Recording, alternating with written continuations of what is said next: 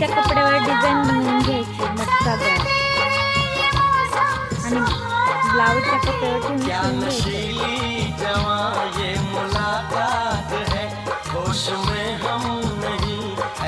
आता फेस लावून extra part कापून टाकायचा.